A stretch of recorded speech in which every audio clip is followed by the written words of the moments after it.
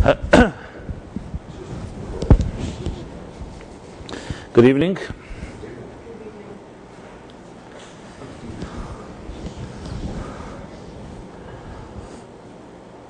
My name is Simon Jacobson. I welcome you all, and the web audience as well, and those that are here and watching it on the web, which is a rare occurrence.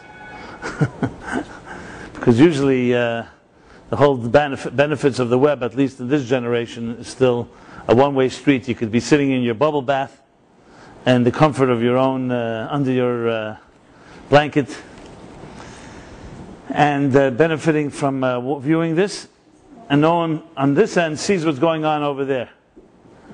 So it's almost like playing God. You watch us and we don't see you.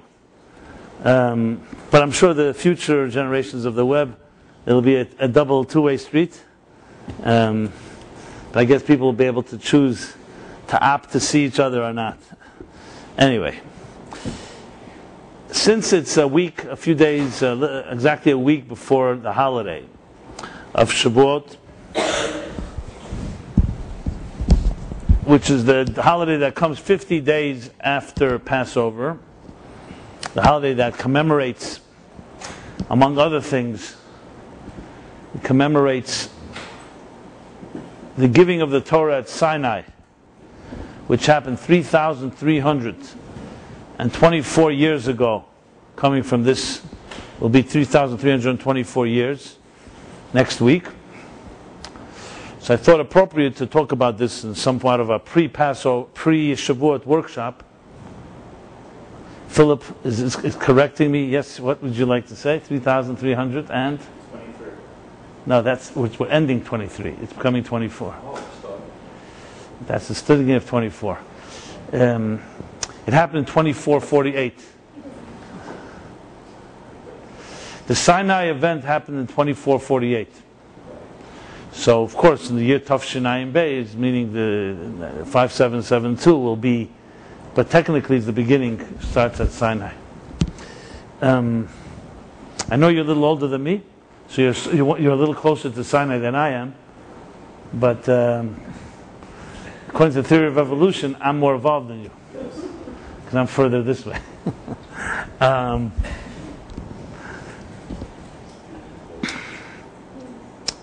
It's an insider's joke for those that don't get it. It's the benefits of membership. You've been able to understand these inside jokes. So I thought appropriate to talk about this significance of this holiday. And as is the custom in this class, to do so in a way that's relevant to our personal lives. You know, much has been written and said about Sinai, and many books, literature, religious texts. You know, Sinai has become popularized by the Cecil B. DeMille film called The Ten Commandments, and in many other, as I said, texts. And of course it has its religious value as being the story of Sinai, Mount Sinai, the biblical story of where God appears on the mountain, meets Moses, tells the Ten Commandments, gives the human race the divine mandate, the purpose of existence. So there's much to be said about such a significant day and holiday. But above all, the challenge and the question is, what is their personal relevance to us? There's many angles to that as well, and I've talked about it in different years in different contexts. I felt that today we'll do it in a context of called discovering your inner child. And the reason for that is because based on a medrash is one of the oral interpretations of the Bible, of the Torah, things that were taught and given at Sinai but were passed on verbally instead of in writing. So the medrash says that at Sinai, when God was about to give the Torah to the people, he asked for guarantors. For a guarantor. You know, whenever you give something valuable to someone, and especially something really precious, you want a guarantor, you want some collateral. So the Jewish people said to God, our ancestors will be our guarantors. We have great ancestors, Abraham, Isaac, Jacob, Sarah, Rivka, Rachel, and Leah. They paid heavy price. They paid their price, the dues, and they will be our guarantors. And you can turn to them to assure that we will commit to this Torah. And God rejected this. So then they offered, the Medrash continues, they offered as a guarantor, they offered the prophets, which include Moses, was the first of all prophets, the greatest prophet of them all. They offered the prophets, and God too rejected that. Then they offered the children. Banenu arevim maisanu, or banenu arevim ba'adenu. Our children will be our guarantors, the people said, and God accepted that. On the most basic level, the reason for that, what do the children have that the ancestors and the prophets don't have? Is that the children are the future. The ancestors are our past. The prophets are the present. But the children are the future.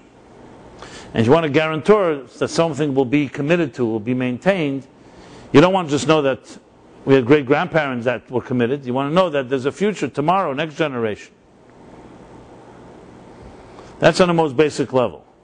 But then, of course, the question is, why did they not understand that on their own? It's a pretty simple logic. It's not something that requires any special divine intervention.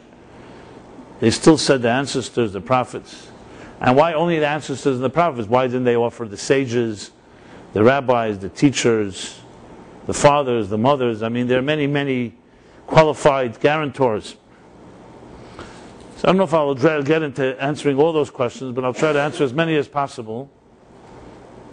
But the most important thing is to understand on a deeper level is, besides beyond the basic, as I said, that it's a guarantee of the future, there's something much deeper going on here.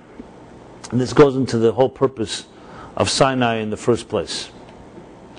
Which really brings to maybe another question, which is, why did God ask for guarantors in the first place? And what was he thinking before that?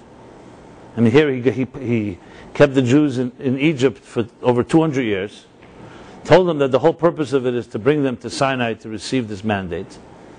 From the beginning of time, the purpose was to come one day to Sinai and receive the Torah, and then march on to the Promised Land. And suddenly, the morning or whenever it was of the giving of the Torah, God suddenly remembers, hey, we need some guarantors.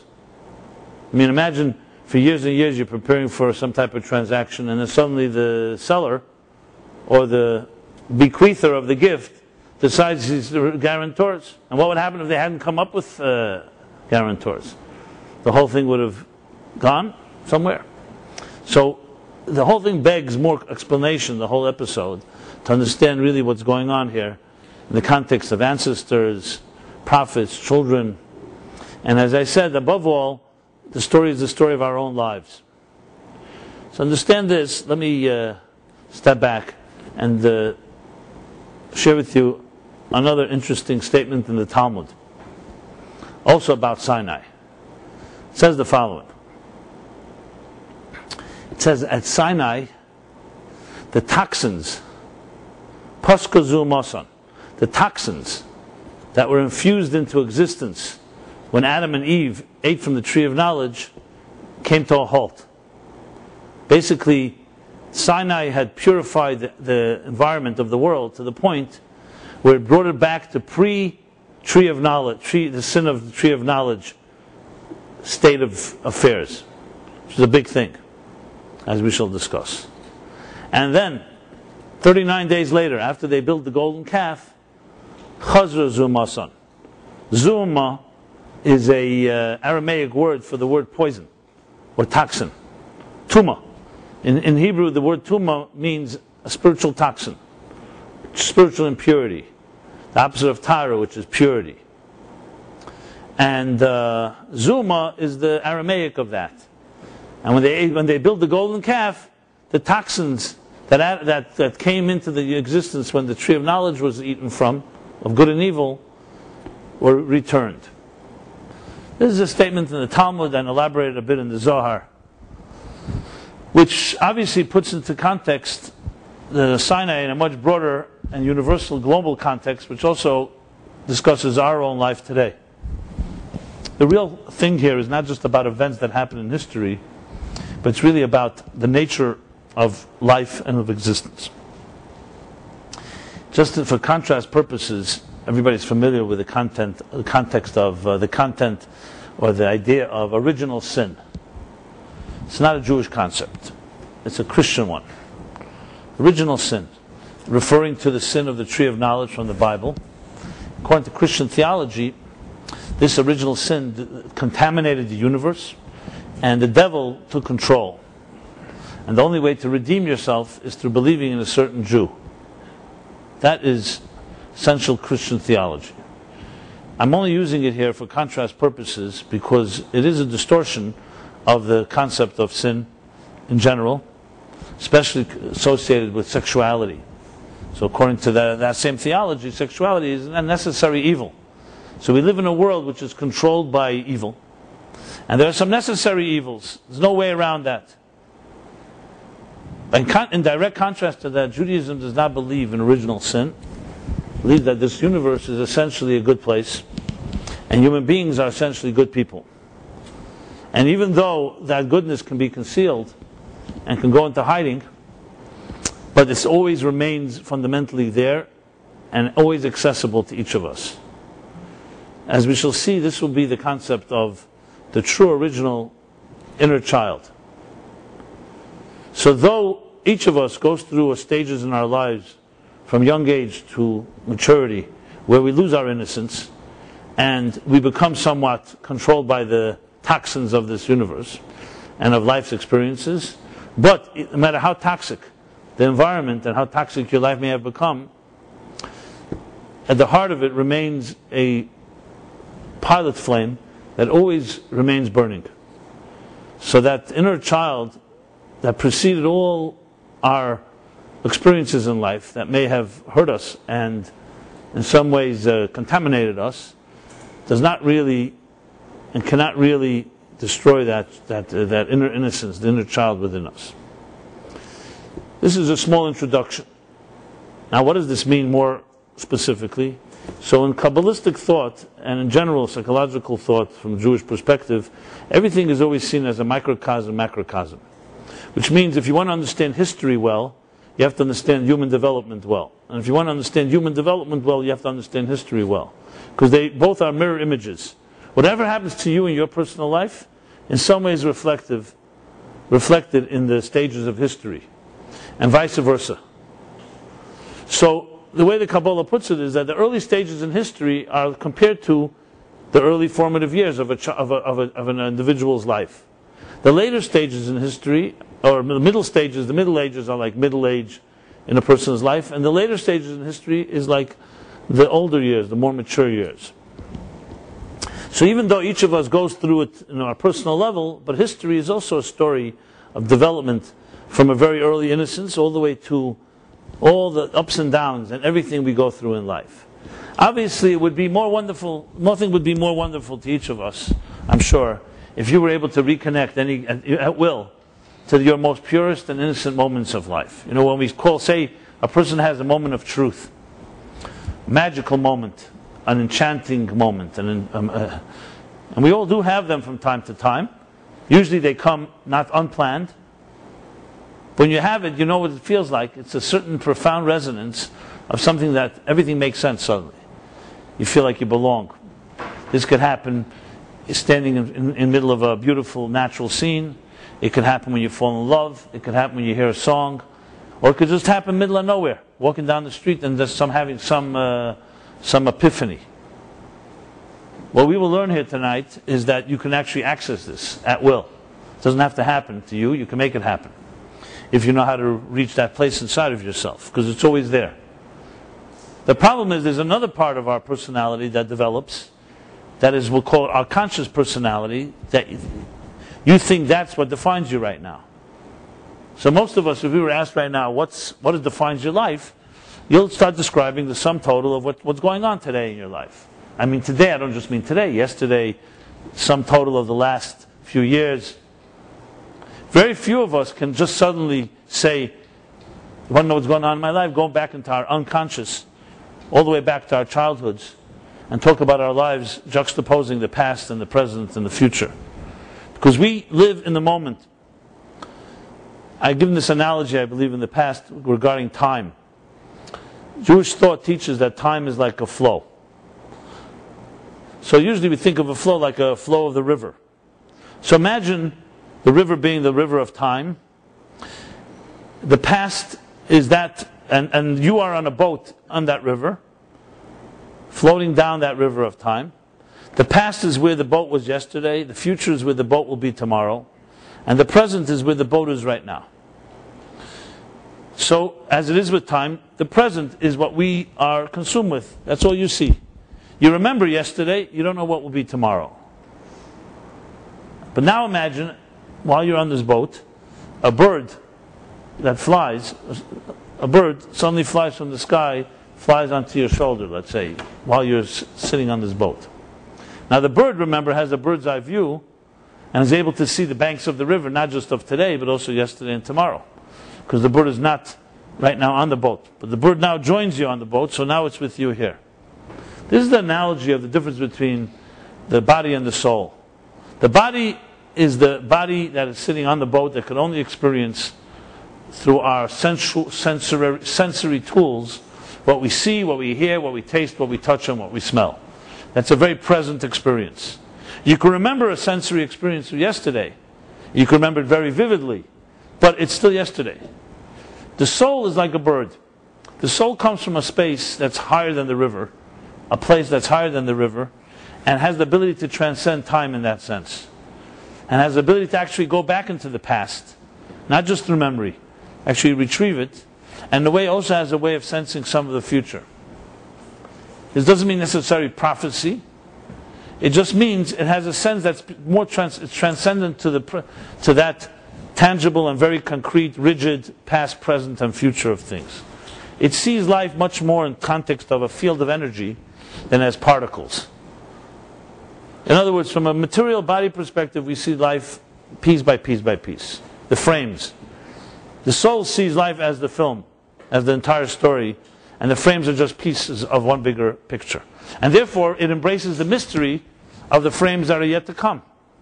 Whereas the body and the material world just sees the frame right now and is consumed by it. That's why a person who's soulful is able to ride through things much easier. Because they know all of life is a process. All of life is a journey. There's no such thing as this is the end of the story. Kierkegaard said, you can only understand your life backwards, but you have to live your life frontwards. So backwards we can see sometimes these connections. So it's the bird and the soul that allows us to see a bigger picture. So in the context of what we're discussing here, what are the stages of human development? So the stages begin from a very innocent, pure, untouched soul called a newborn child. Each of us were there once. For many of us, we think of it as something that's the past. It happened, and now I'm an adult. So for all its nice things, I'm no longer there. That's the perspective of a body on a boat. From a soul's perspective, there's no such real difference between the past, present, and the future. And if you want, you could be there. But let's talk from the perspective that the natural perspective we all have. So we begin our lives in that very pure way. 9 months spending in our mother's womb. Completely surrounded, submerged in embryonic waters. Protected, fed, nourished, everything that you need to grow in the most important part of your life. When you're literally, your cells are being formed and shaped into who you will become. So for 9 months you're completely protected from the elements. Then you emerge and the umbilical cord is cut, and this child is now breathing on its own and beginning to eat on its own, still completely dependent on an adult, on a parent, mother or father. The child cannot take care of its own needs, but is physically now beginning to experience the world outside of itself. And we go through these stages. We start growing and developing. I'm not going to go through every literal stage. In Kabbalistic Hasidic thought, it divides it into stages. of how we grow from that state to what we become adults. Mirroring that is exactly what happened in the beginning of time in history. As I said, the human being is a microcosm of history. When the world was created, the Bible says, it was all covered in water. Like a child is submerged in embryonic fluids. The physical universe was all covered in water. The earth as we know it was all submerged underwater. Mayim b'mayim is the expression. And then God went ahead and separated the higher waters and the lower waters, and land emerged. So everything was amphibious in the early stages. And the reason for it is the same reason that we needed in our early stages, because water is a symbol of purity. Water is more than a symbol of purity, it's a symbol of submerged in a reality that is greater than yourself. It is what we call in Hebrew bittul. Water embodies bittul. What is bittul? Bittul means, the Hebrew word means that you are submerged in something greater than yourself. When we say that a person submerges in a mikveh, in a sacred, in sanctified waters, we call a mikveh, ritual bath. The word in Hebrew for mikveh is tefillah, not tefillah with a pei, like prayer. Tefillah, tes vav yud lamed hey, or taval. It means to dip, actually, in one way. It means to submerge. So it says in the holy books that tefillah is the same letters as habitul. The same letters as bittul is tefillah.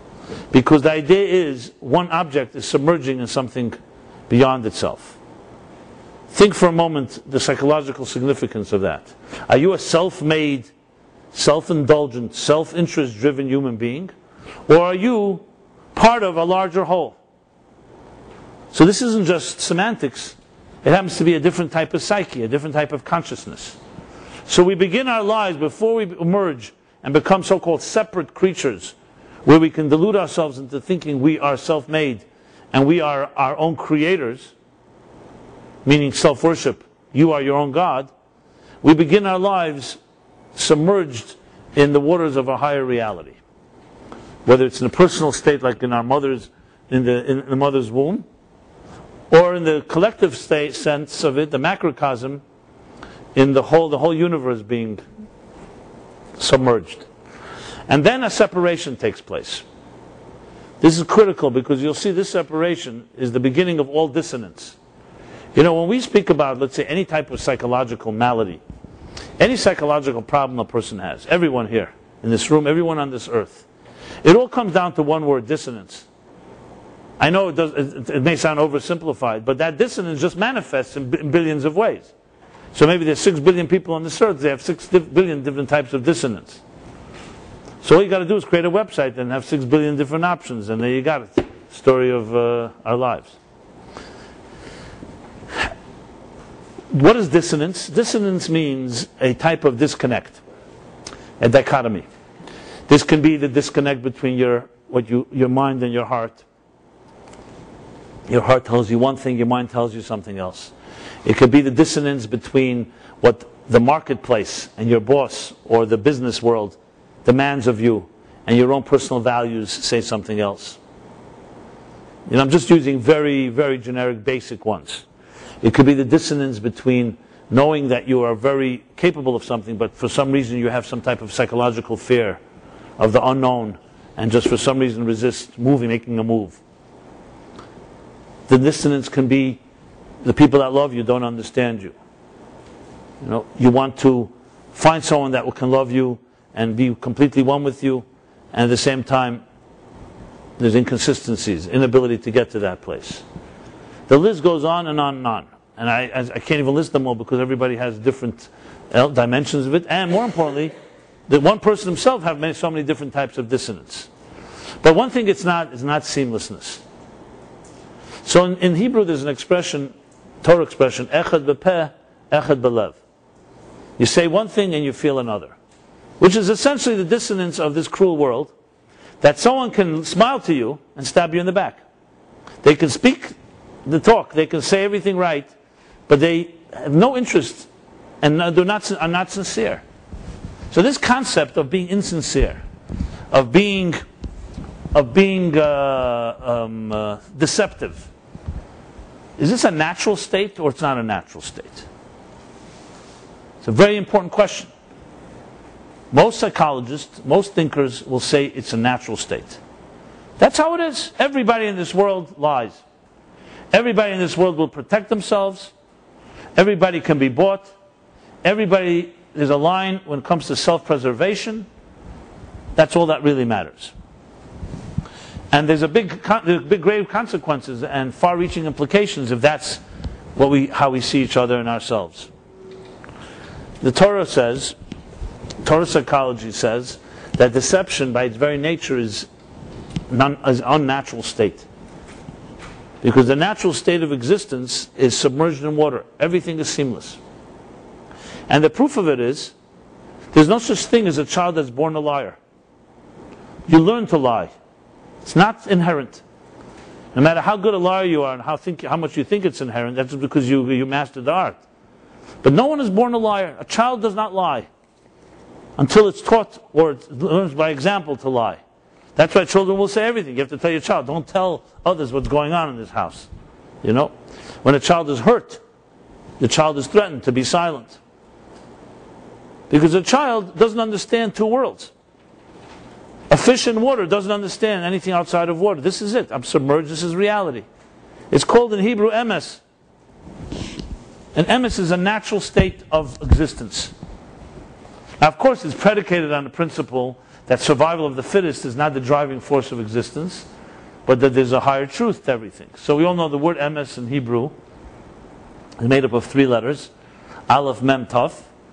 Is the first, the 11th, and the 22nd letter of the Hebrew alphabet, because it reflects, Hebrew is a metaphorical language that reflects the nature of the names, of the words, of the ideas that the words convey.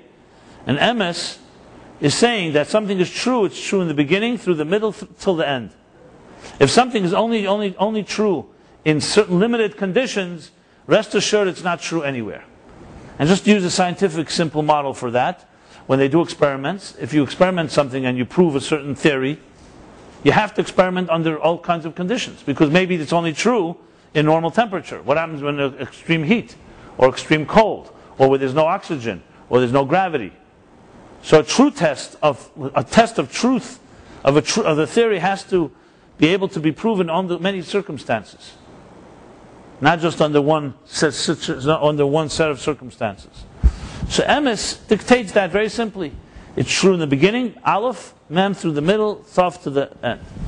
And just in case you think this is just some fabricated, nice, cute coincidence, it's actually the Yerushalmi says it, the Jerusalem Talmud says this about the emes. Sheker, which is also a Hebrew word, which means the opposite of emes, lie, is also 3 letters. And those 3 letters are all bunched right near each other. The next to last 3 letters of the Hebrew alphabet, Kuf, Resh, and Shin. Sheker, Shin, Kuf, Resh. Why? Because Sheker ein le raglayim, it says, a lie doesn't have feet to stand on, so lies always congregate near other lies. Every lie needs a companion, because one lie has to cover up for the other one. Truth is very secure. You know, what's one of the problems with lying? You never know where you lied, and you have to constantly remember where you lied. Truth doesn't have that problem. So every lie needs other lies for support. You need an alibi, you need someone else. There's no such thing as a lie that stands on its own. It always will need some type of cover-up. That's how it is. That's sheker. So, truth is seamless, and seamlessness is the natural state of the human psyche. And it's some point in life when we learn, usually early on, we learn from our parents or from the attitudes of those around us, we learn to create dissonance, where what you say and what you feel is not the same. And where there's 2 different worlds. There's who you are, what you do, duplicity, and all that comes with it. To the point that becomes the default state for most people. And that tragedy is, once we leave the world of innocence and seamlessness, we think we can never return. So you have all these novels and poems and songs. It's all about the search for paradise, the search for Eden. Everyone's looking for that, for the innocence of their childhood, some will say. for those that are Hollywood buffs, everyone's looking for their rosebud, as in Citizen Kane. So, the tree of knowledge, when Adam and Eve ate from the tree of knowledge, is a watershed moment in this context, because that's when two human beings, Adam and Eve, the first man and woman, went over from a state of seamlessness to a state of dichotomy and dissonance. That was the first dissonance experienced in history. What happened? So you have the story goes like this. God tells Adam and Eve, there's a tree of life, there's a tree of knowledge, good and evil. You'll eat from the tree of life, but do not eat from the tree of knowledge. The day you will eat from it, you will die. So comes a serpent in the Garden of Eden. This is the biblical story. And of course, seduces, incites them, and say, why does God not want you to eat from that tree? We all like the waters, the forbidden waters are always sweeter. So instead of focusing on the tree of life, which sounds pretty appealing, but since God said you can't eat from something, we got to explore this. So the serpent, in a whole series of seductions, convinces them that there's some secret here God does not want you to know. Eat from this tree of knowledge. And when they do eat from the tree of knowledge, and then everything changes. Not original sin, as I mentioned, but everything changed. What really changed? So it really would require a long discussion, and I've done this, and I have discussed it, and I think I actually wrote an article, a long article. If you want more information of what I'm going to say now briefly, I'll be happy to send you the link, or you can find it on meaningfullife.com. Basically, it was the birth of consciousness that took place. Now, most of us, when we hear the word consciousness, we consider that to be a virtue, right? A person is conscious. You don't want to hear that someone's unconscious, or someone's in a coma, or so numb that they're not aware of what's going on. Well, I'll let you in on a secret here. That consciousness is actually a state of an inferior state to a state that is not called consciousness. I'll explain what I mean. When you're conscious of something, it immediately means there's an object and a subject. There's you that's conscious of something. When you're in the zone and you're really experiencing its fullest sense, you're not conscious of it. It's just happening. As soon as you become conscious, it's already disconnect. So, for example, right now, if I asked you, well, you'll know in a moment when I'm going to ask you, what is your left leg doing? So now you think about it, you're suddenly conscious of it. But a moment before, where was your left leg? It was still there. Life itself is not conscious of life until you think about it. Because it's so seamless. If someone said, what does life feel like? What does it look like? You'd say, if you feel it, if you can describe what it feels like, there's a problem. It shouldn't feel like anything. Breathing should be as seamless without any feeling. Your heart beats. It's when your heart's beating fast or something's wrong, that's when you start feeling it. The most beautiful and powerful experiences in life of real intimacy with an experience is one where you become melted into the object and the subject become one, where you can't even distinguish between the two. You're very much immersed in a project. You suddenly realize hours pass. You don't even know what time it is. You realize, I'm hungry, I'm tired. Why didn't you feel it a moment before? Because you were so much into it. You and the thing you were doing became one. Anyone that is creative in writing, in music, in art, has experiences. Those are the greatest experiences. When you're so into it, your fingers are literally just channeling something. And you're not even aware. As soon as you become aware, it's not a good sign. Now you can't always call that up, that type of state. But if you're trained, you know how to do to get to a state like that. So if you think about it, then saying consciousness, to be conscious, is not necessarily such a great virtue. Yes, it's better than conscious is better than being completely in denial and when you're in trouble. So conscious in that sense, conscious compared to someone who's completely oblivious is obviously superior. But conscious compared to someone who's in it, immersed completely and is one with it, is far inferior. So just to use an example, I say some tzaddikim, the ones that were really in the zone, are so aligned with the spiritual energies that flow, they don't have to look at a calendar to know when it's Shabbos. They feel the energy, it's just natural to them. They don't need to know even what time, well, they don't need to know a clock to know that it's day or night, because they are in touch with energy. They are like aligned with the energies that flow. Now, many of us may not relate to that directly, but I guarantee you, all of you have in certain situations where you're able to have such sensitivity. That's a person who's completely aligned with an experience where there's really no distinction between you and the experience. So take now fish in water. Here's the question. Can a fish get wet? A better question, can water get wet? I know it sounds like some type of pun, but it's not. Dry things get wet. Wetness doesn't get wet. Wetness is a state of being. So for example, to take another example, we say the word love. Is love a noun or a verb? Is it an action? Is it a technique? Is it a method? Or is it a state of being? So some say love for women is a noun, and for men it's a verb. But if you really think about it, love in its purest form of the word, when you really are in love, or you are loved, it's like a fish in water. It's water, doesn't get wet. You and love are one. If you're experiencing it as a conscious experience, maybe it's a step one to get to a deeper place, better than nothing. But it's definitely not love in its fullest sense of the word. Love is a complete submerging experience that is not just you're experiencing at the moment, it is a state of being in its ultimate sense. All true experiences are such. That's why we call it resonance. When you say something resonates, resonates means it was there all the time and it just now touched a chord and made you aware of it. So just because you became conscious of it doesn't mean that it wasn't there before. What happened to Adam and Eve when they ate from the tree of knowledge, they did the grave error, was they now became conscious of themselves. And that was the problem. Before that, they were seamless beings. They were seamless, like an innocent child, which is why it says that they were naked and they were not ashamed. Why is a newborn child not ashamed of their sexuality and nudity and nakedness? So the initial knee-jerk response most of us will get, because the child is stupid and they don't understand, you have to cover yourself. That's not the case at all. A child doesn't have anything to be ashamed of, because sexuality is just a normal part of who you are.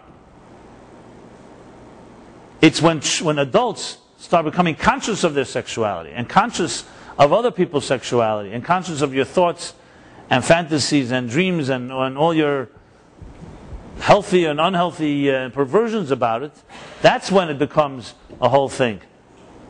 So it's true, once they ate from the tree of knowledge, they were healthy enough not to open up a nudist colony, but they were healthy enough to cover themselves because they realized they were now conscious of their sexuality and of themselves. Before that, they were just seamless in that sense. They were a state of being. After that, everything became verbs. Everything became actions now. And now you want to be spiritual, you have to go get it. Before that, spirituality was this natural state of being. There was no issue. It was like a fish in water. So when you're submerged in water, you don't need to make any effort. When you get out of the water and you're dry, you need to start searching for water, for nourishment. It says when Mashiach will come, Messianic age, the world will be filled with divine knowledge as the waters cover the sea.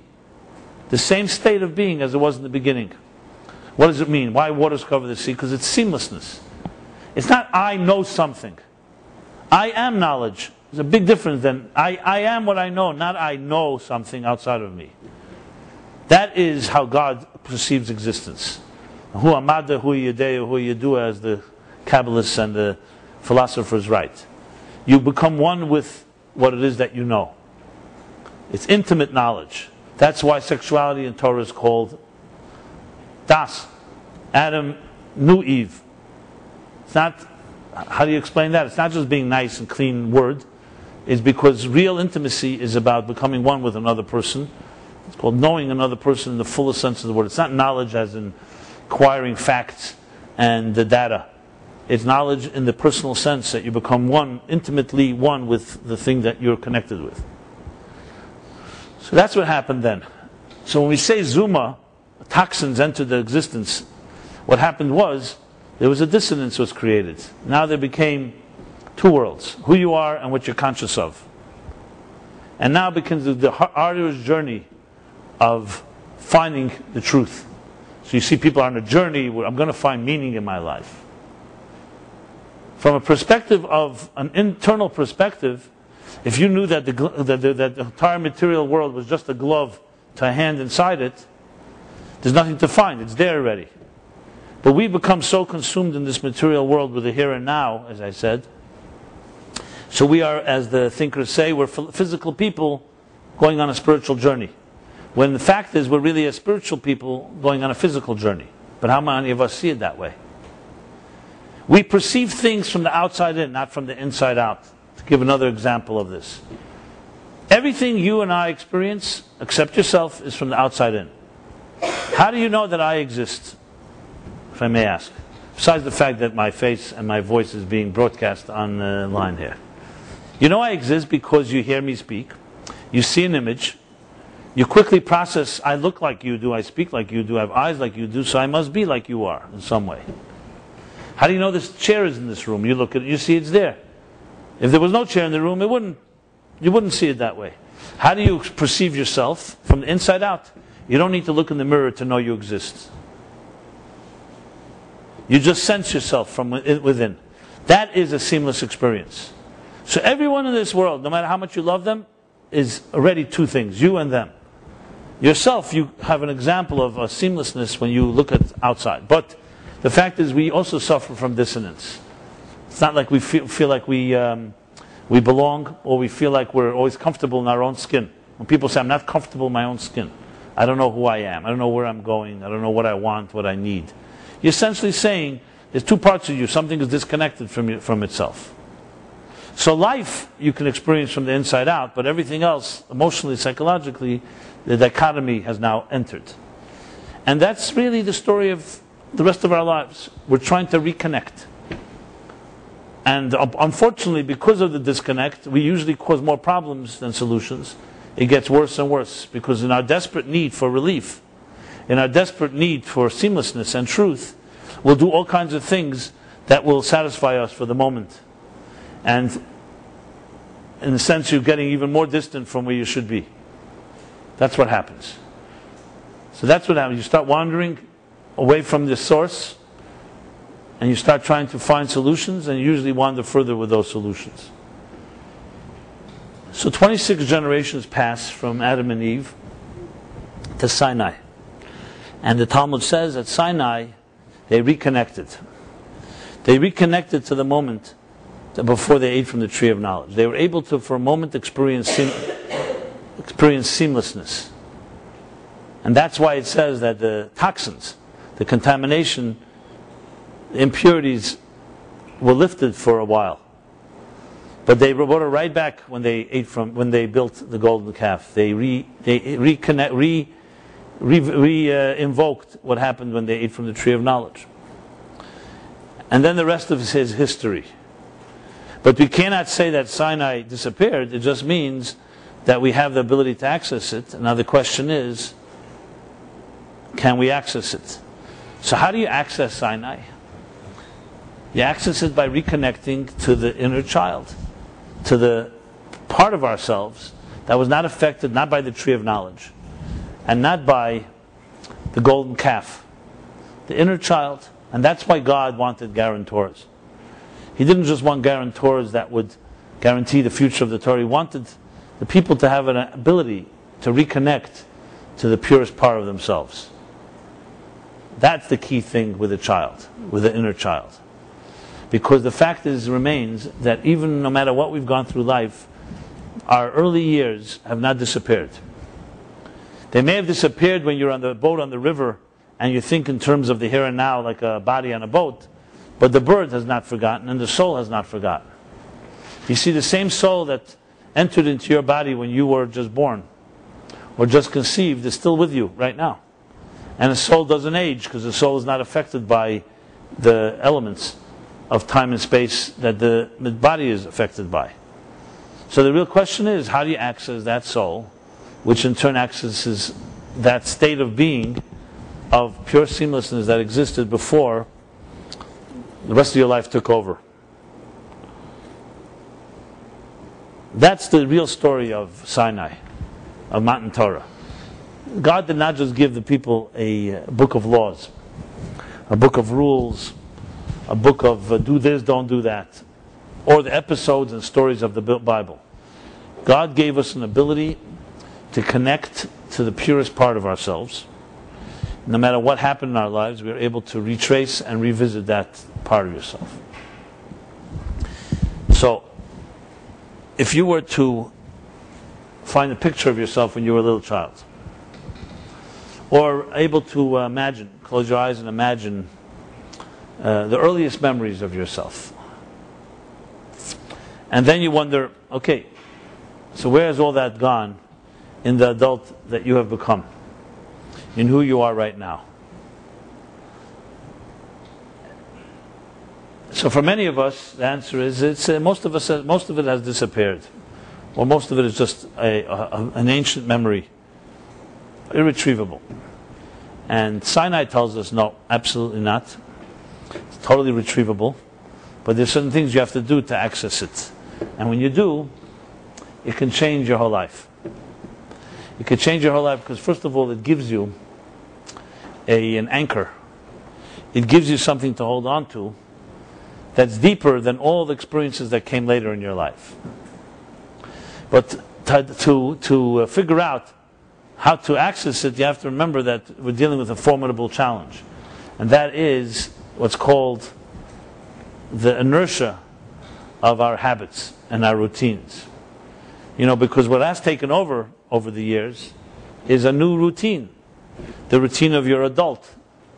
And the routine of accepting as a given that we live in a duplicitous world, in a dichotomous world, in a world of dissonance. And here and there you find some relief, you find some ways of connecting.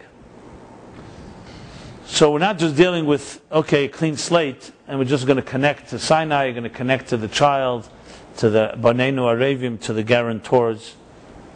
You're dealing with a whole new reality that is not cooperative exactly, and on the contrary, for many of us, has become our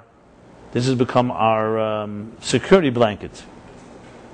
So it's very difficult when you see people get attached to their teddy bears, or let's call it Blackberries, or more sophisticated gadgets. Very difficult to get somebody to disconnect from it. It's called an addiction. So the challenge is a twofold one. How do you weaken the hold of the addiction to whatever it is you call your security blanket? And then how do you access that other part? And it's like a vicious cycle. It's catch-22, so to speak. It's a catch-22 situation in the sense that where do you begin? From which one? It would be great if you could access that pure part. It would weaken probably the hold of your new security blankets. On the other hand, if you could weaken the security blanket,